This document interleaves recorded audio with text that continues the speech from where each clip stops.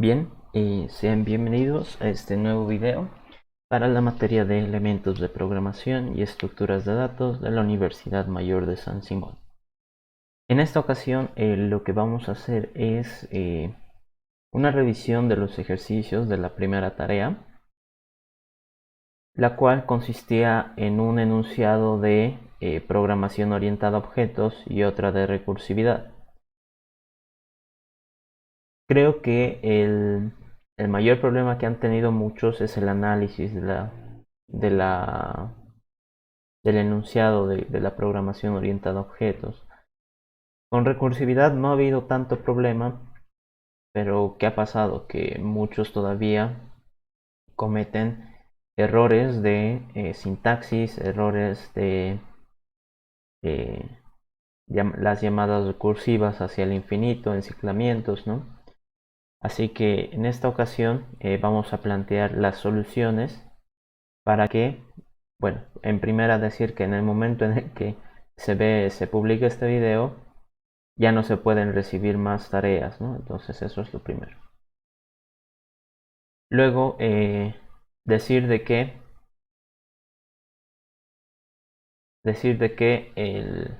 como ven la clase acá, a mí me marca vacía. Entonces podíamos hacer dos cosas. Una, a ver, me voy a conectar como estudiante. Una, codificar desde aquí, ¿no? Codificar desde el entorno, desde la página, o copiarnos el código a algún IDE, como BlueJ, NetBeans, Eclipse, y desde ahí trabajar, ¿no? Pero creo que a muchos esa idea no se les ha pasado por la cabeza. Quiero mencionar una cosa. Si yo ahorita, así como está, como ven, esto es la plantilla por defecto que deja el profesor, ¿no? En este caso yo. Si yo acá le doy correr las pruebas, lo que me va a decir es que todo falló, ¿no? Y me dice que ha habido errores, que se esperaba 3, hubo un -1, acá se esperaba 12, pero fue -1 y no sé qué, ¿no? Entonces muchas cosas extrañas. ¿Qué sucede si yo, digamos, acá he escrito código y me he olvidado poner un punto y coma? Si le pongo correr test, lo que me va a decir es acá que falta un punto y coma, ¿no? A muchos lo que les ha estado saliendo es un mensaje de o no, ¿no? Así simplemente o no. Entonces, eso uno puede ser por su conexión a internet. Dos, puede ser porque el error que estén cometiendo es que ni siquiera, ni siquiera Java lo puede reconocer como una clase, ¿no? Entonces esas son consideraciones. Esta clase main, ya les he dicho, si quieren la hurgan, si quieren no, no es necesario, pero por lo menos asegúrense de que compile, eso es lo importante. Después, acá, ¿cómo es que nosotros podríamos hacer para, uh, para que esto funcione? Empezaremos por el máximo común divisor, que creo que es el más sencillo. ¿Por qué? Porque en primera ya existe un algoritmo que hace eso, ¿no? Que es el algoritmo de Euclides, donde simplemente nosotros decimos que aquí voy a tener una respuesta, voy a retornar mi respuesta, ¿y qué digo? Digo, mi caso base, según el algoritmo de Euclides, dice que si B es 0, mi respuesta es A. Caso contrario, else, mi respuesta se va a reducir a decir mínimo común, digo máximo común divisor, pero ¿de quién? De B y A módulo B. Entonces, creo que eso ya sería lo mínimo necesario. Ahí revisemos. Y como ven, con solo escribir eso ya me ha pasado la prueba de el máximo común divisor.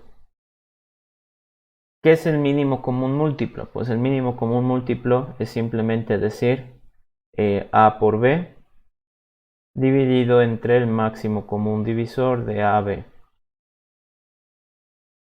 y run test.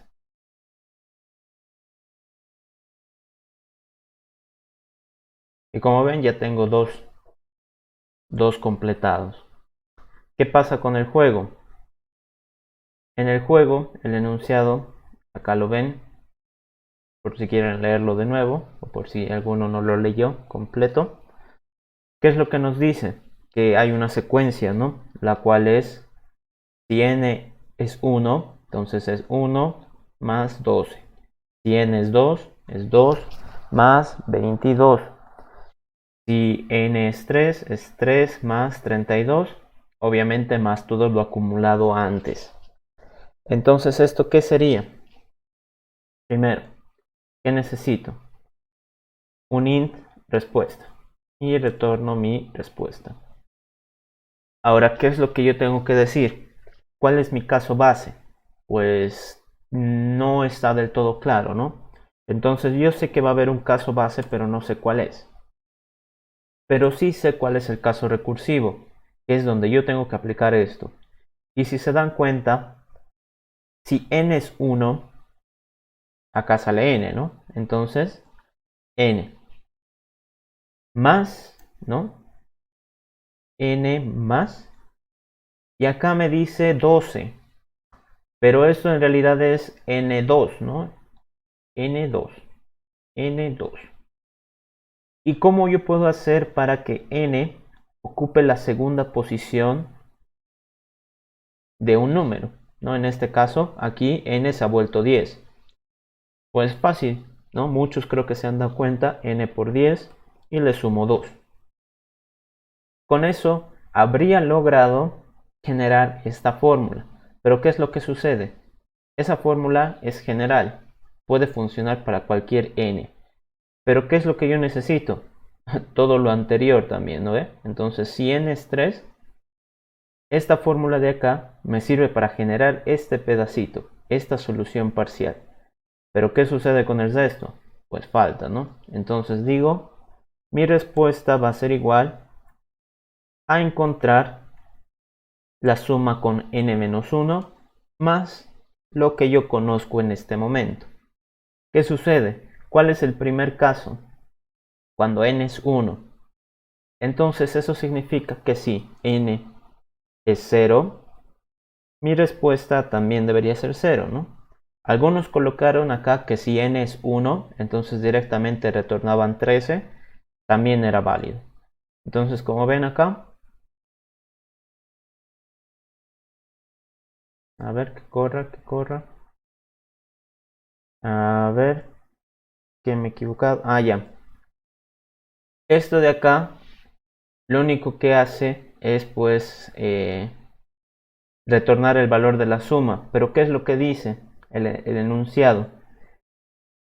Obtener el dígito de las unidades del número obtenido. No, valga la redundancia. Entonces acá lo único que yo tengo que decir es return res módulo 10.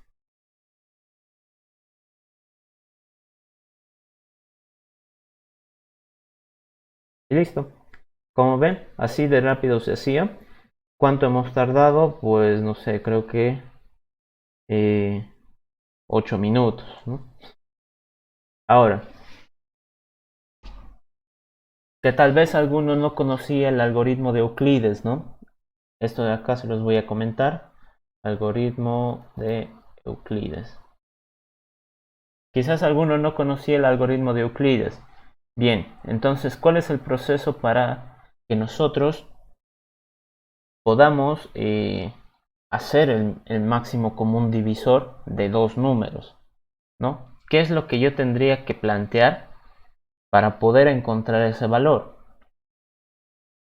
Primero empecemos por saber qué es el máximo común divisor, ¿no? A ver aquí, Paint. Me voy a hacer ayudar con nuestro magnífico Paint. Entonces, ¿qué es lo que yo tengo que decir? Si A fuera, digamos, 4 y B fuera 2, lo que yo tendría que hacer es encontrar todos aquellos divisores comunes entre A y B. Entonces, ¿qué digo? Voy a empezar a probar con divisor igual a 2, ¿no? Porque el 1 ya sabemos que los divide ambos. Entonces digo, A es divisible entre 2. Si me dice que sí, yo tengo que preguntar, ¿y B es divisible entre 2? ¿Cierto? Si ambos cumplen esa condición, entonces 2 es parte de mi respuesta.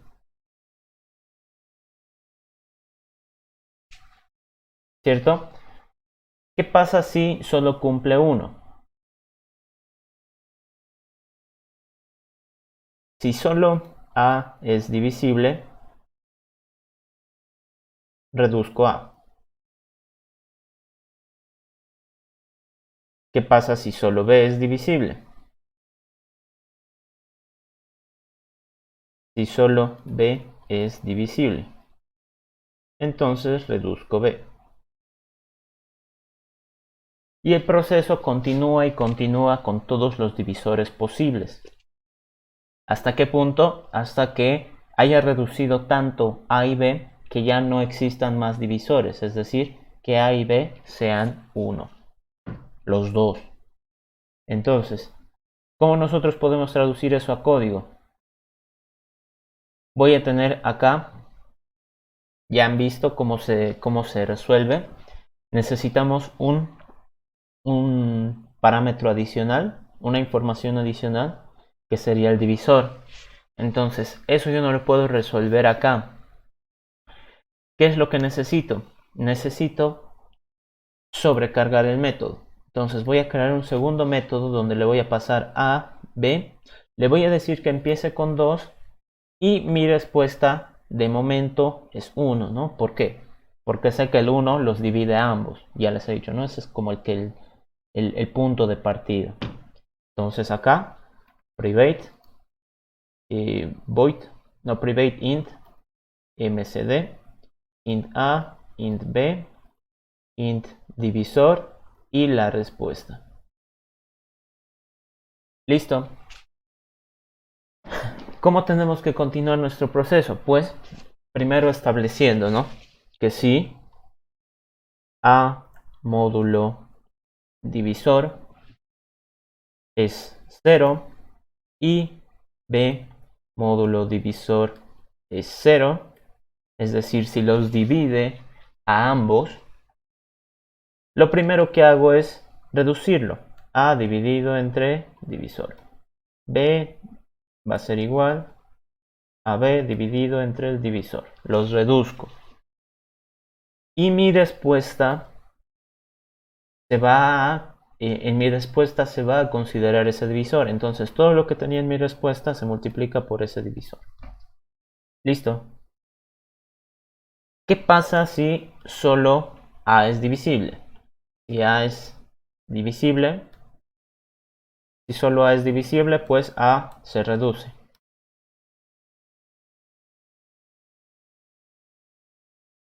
Si solo B es divisible, entonces B se reduce. Y listo. Entonces eso es todo lo que estábamos hablando, ¿no? De que si ambos números son divisibles por el divisor que estaba revisando, entonces ambos se reducen y se considera parte de mi respuesta. Pero si solo divide a uno de los dos, lo voy reduciendo. Ahora, ¿qué pasa si justo este divisor, por ejemplo, estoy tratando de dividir, de encontrar el máximo común divisor de 5 y 7 y trato con 2? Yo ya sé que el 2 no divide a ninguno. Entonces, 7 es divisible entre 2, no. Entonces no entra acá. 7 es divisible entre 2, no. 5 es divisible entre 2, no. Entonces el 2 no me sirve. ¿Qué es lo que yo tendría que hacer si no he entrado a ninguno de esos casos? Pues determino que ese divisor no me sirve. Entonces div, el divisor, tiene que aumentar. ¿Y qué hago después de todo esto? Decir que mi respuesta la voy a obtener de ir a encontrar el máximo común divisor con los nuevos datos de A, B, divisor y respuesta. Listo. Allá. Entonces ahora estamos encontrando que hay una reducción del problema de alguna forma y estoy revisando todos los posibles divisores. ¿Qué es lo que pasa? Este proceso, ya están viendo acá, es recursivo, return res, es recursivo, pero ¿hasta qué punto tengo que llegar yo para que el proceso termine? Habíamos dicho que si A y B se reducen tanto que llegan a ser 1, entonces yo ya no necesitaría hacer más preguntas. Entonces digo, si A es distinto de 1 o B es distinto de 1, todavía tengo cosas por reducir. Todavía tengo alguna esperanza de encontrar algún número que divida alguno de los dos, ¿no? Entonces, ¿por qué es un O? Nosotros sabemos de que el máximo común divisor de dos números no implica que los dos números sean iguales. Entonces, alguno de los dos se va a reducir primero. ¿Qué quiere decir eso? Que si el otro no está completamente reducido, yo no puedo continuar. Por eso es de que aquí tiene que existir un O. ¿Para qué? Para que si se reduce A primero, siga analizando B. Por el simple hecho de que tengo que reducirlo hasta el máximo. Entonces, un test.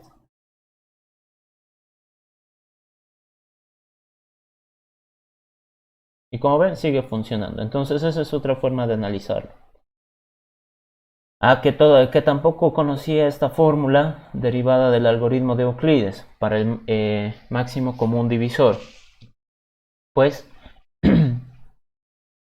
igual surge la idea de revisar divisor por divisor, ¿no? Entonces, si esto era para máximo común divisor, en donde íbamos probando con cada posible múltiplo, submúltiplo, en el máximo común divisor también surge la misma idea. Entonces, yo lo que aquí voy a hacer es retornar el MCM, voy a sobrecargar el método buscando desde el 2 y mi respuesta de momento es 1. Ya saben que en multiplicación el elemento neutro es el 1, ¿no? Cualquier número multiplicado por 1 pues sigue dando el mismo número. Lo sobrecargo, private int mcm, int a, int b, int divisor, int respuesta. Listo. Entonces, de algún modo, yo voy a obtener una respuesta, la cual la voy a retornar. ¿Qué es lo que tendría que decir? Pues es bastante similar que con el máximo común divisor.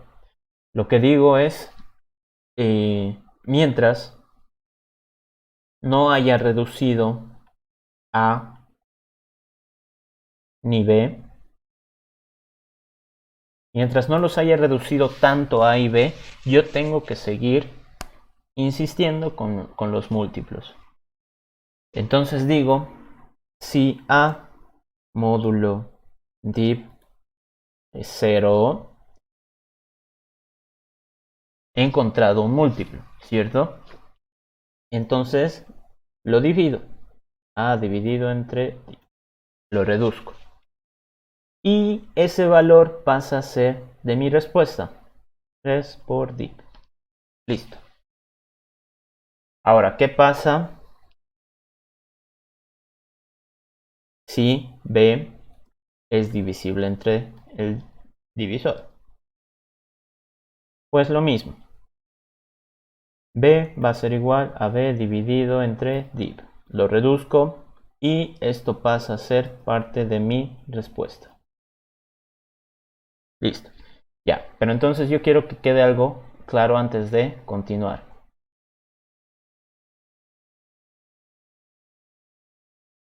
Para el MCM, para el máximo común divisor, digo, el mínimo común múltiplo, perdón, de, por ejemplo, 4 y 8, ¿qué es lo que se tiene que hacer? Empiezo con un divisor de 2, ¿verdad? Entonces, ¿qué era lo que nos hacían hacer en el colegio? Una tablita acá, el 4, el 8, y buscábamos, intentábamos dividir a los dos con este divisor, ¿no? Que es el 2. Entonces decíamos, el 4 se reduce a 2 y el 8 se reduce a 4.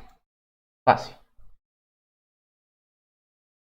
Y de momento, mi respuesta, ¿qué era? 2 por algo más, ¿no? Entonces lo que yo tendría que hacer es volver a intentar con el 2.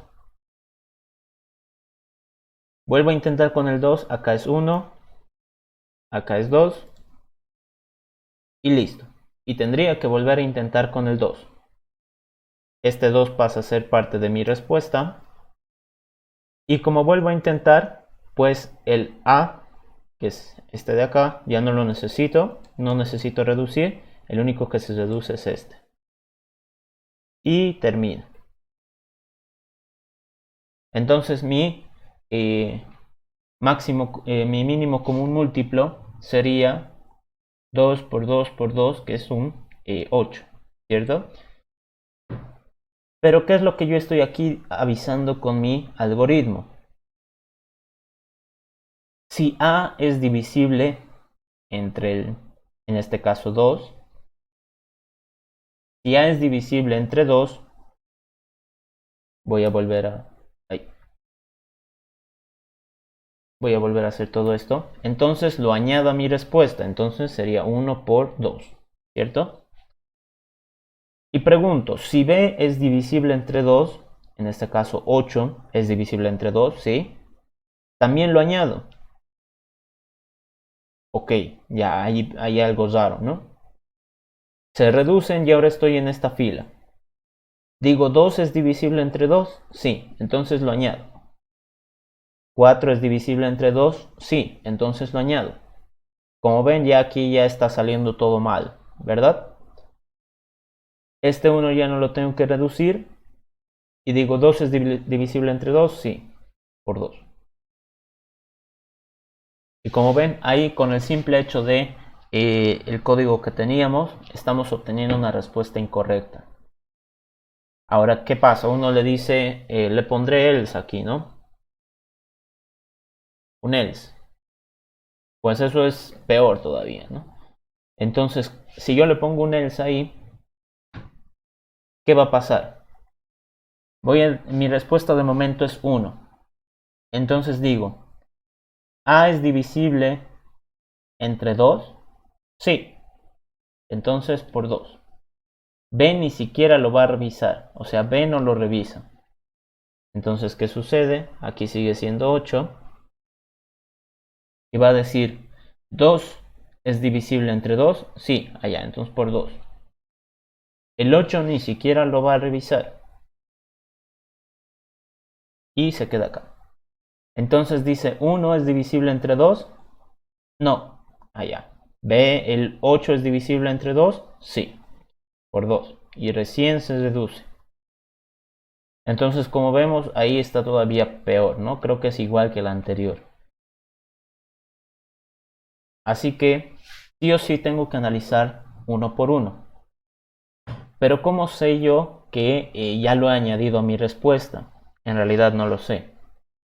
Lo más fácil y sencillo sería agregar acá un boolean, que sea un divisor usado, digamos, igual false, O sea, para saber si he usado este divisor en mi respuesta. Entonces, si lo estoy utilizando acá, entonces le pongo true. Y acá, yo solo lo añado si es que no lo había utilizado antes. False.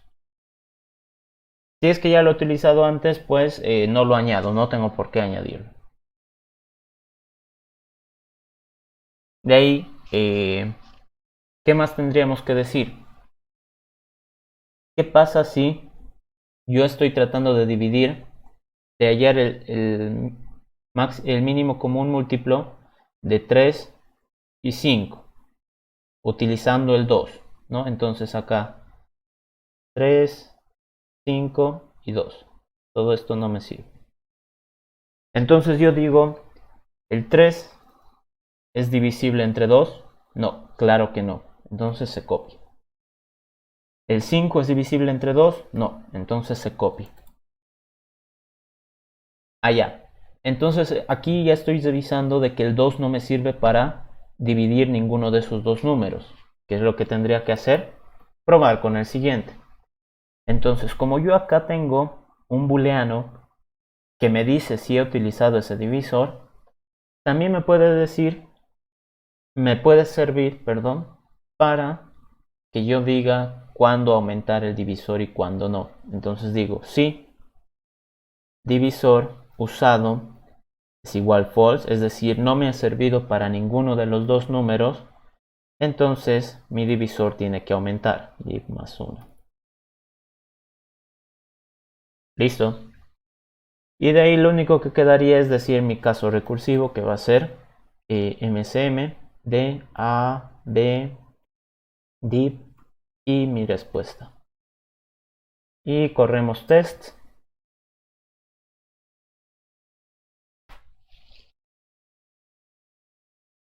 A ver, ¿qué ha pasado? ¿Dónde estamos? Stack Overflow. Ya, a ver, entonces, ¿qué sucedió acá? Stack Overflow.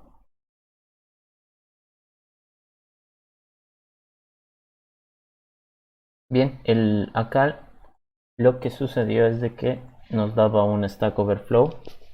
Algo que me olvidé decir es, si acá lo estamos utilizando, pues nuestro divisor tiene que estar ahí, ¿no? Entonces, run test. Y ahí está, como ven, todo pasa. Entonces, ¿qué es lo que sucede? Si es que lo estoy añadiendo a mi respuesta o no, aquí ya estoy diciendo que el divisor sirve. Entonces, si el divisor sirve, pues igual le pongo true, ¿no? Entonces, con eso ya estaríamos diciendo de que hemos utilizado este divisor. ¿Por qué es que antes nos daba Stack Overflow? Por el simple hecho de no haber avisado de que el divisor servía. Entonces con eso, como ven, ya habríamos hecho nuestra tarea de recursividad. Lo añadimos, submit. Y como ven ahí, vuelve a intentar correr todos los tests. Submit para enviar y listo. La tarea ha sido completada. Bien, esto sería la primera parte de la solución. El de objetos lo vamos a desarrollar en BlueJ porque creo que a muchos les gusta ver el diagrama de clases. Así que eso estará en la siguiente parte. Bueno, muchas gracias por ver y hasta luego.